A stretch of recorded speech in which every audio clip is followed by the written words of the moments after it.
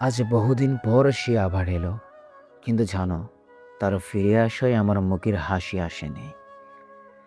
চোখে পানি চলে এসেছিল।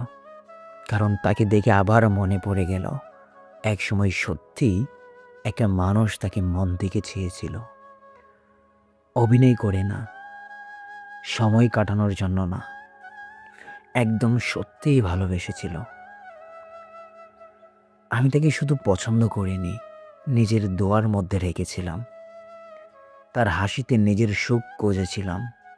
অথচ অথচ আজ মনে হয় আমার সেই সত্যি অনুভূতির কোনো দাম ছিল না।